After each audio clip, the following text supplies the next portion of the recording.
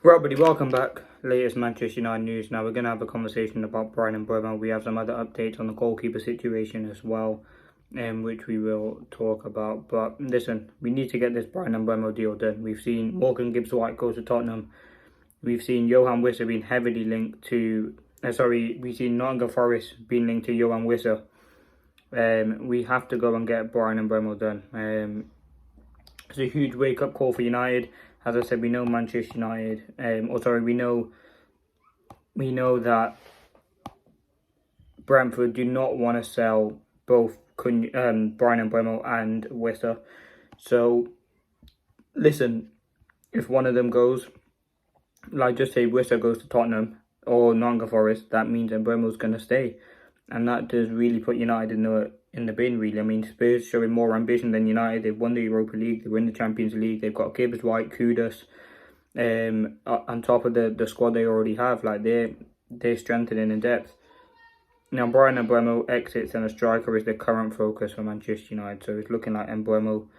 Manchester United would have to make the add-ons more achievable in order to do a deal for Mbeumo up to 62.5. The feeling is that a third bid, if made, will be significantly higher in the total package than the second. Brentford have this grandstand, the 70 mil number in relation to Mbeumo. However, Manchester United understand that this won't be the fee. Brentford are playing games as well. So, listen, Jason Wilcock wants to stay disciplined to give this perception. They want to give the club one straight away and don't want to be pushovers. So, listen, we're hopeful that this deal can get done very, very soon. Bryan Mbeumo is a decent player, someone who, again, Manchester United want to have. But yeah, as I was saying, there's still hope that United can get this deal done. I think United will eventually get the Mbeumo deal done. I think it's a deal that has to get done. And yeah, I think Manchester United will do so and develop on that deal, as I said. But we need to accelerate the talks quickly and get that deal done as soon as we possibly can. I think with Mbeumo, he's not going to wait any longer. He is getting frustrated on the personal side of it as well. And I think he does have to kind of put his foot down and get what he wants. We know he wants Manchester United.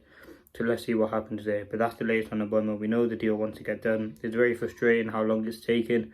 But I think eventually, hopefully anyway, I mean, Tottenham signing Kudus and Morgan Gibbs-White wasn't on the... I think that would happen. Johan Wissa be linked to Forest. We really have to get this deal done quick. And it's been the story of Manchester United. We normally take so long to operate in the transfer window. But let's see how we do conclude it with this Mbeumo story.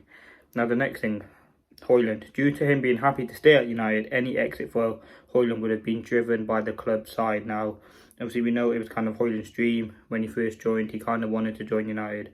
And he has that ambition that he wants to stay and hopes that he will have a decent career at United, which again, you have to respect the confidence. We've seen him with Xerxes, he wanted to stay as well. He's a decent player, and listen, Højlund might not be good enough, we know that, but the fact that he wants to stay shows their ambition. I would still personally want him to leave. On Victor Gyökeres, if a deal falls through with Arsenal, Gyökeres is still open to join United, even without Champions League football. However, there's enough advance to the player simply being open. No concrete negotiations regarding a deal. Dominic Calvert-Lewin has offered himself to United, just there hasn't been anything reciprocated. Things could change later in the window, but his injury record and big wages are seen as issues.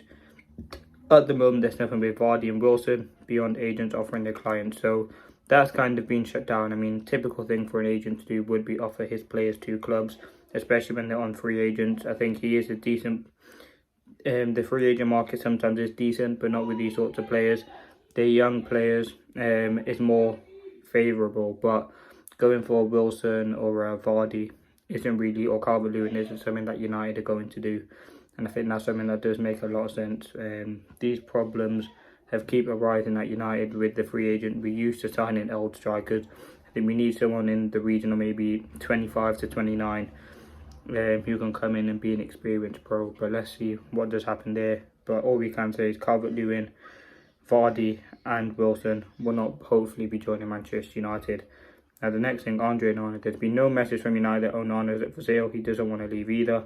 Unless Manchester United sell Onana, the Emilio Martinez situation is a non-starter.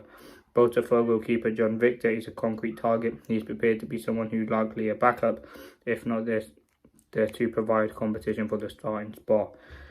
Now we know obviously we want to get rid of some players, and that's something that United want to do. Getting rid of players is vital. Goalkeeper situation, I mean, we want to get rid of Binder, we want to get rid of Onana. Do I think it'd happen in one summer? Definitely not. But yeah, let's see what does develop on that story. Now the next thing I want to talk about, Jadon Sancho. So yeah, there are no issues with suitors in regards to the 20 to 25 million valuation of Sancho. However, the player's wage demands at least 180 to 200 grand a week are seen as a problem. So again, listen, I'm just can't wait until we have no association with Sancho. I've seen a lot of people say that he wants to leave. His wages are ridiculous. And listen, he's not a player who wants to play football anymore. What it looks like, he's not putting the football first. Again, it comes from the fact that next season he would be a free agent anyway, which is probably why he does want to leave, or wait rather than leave.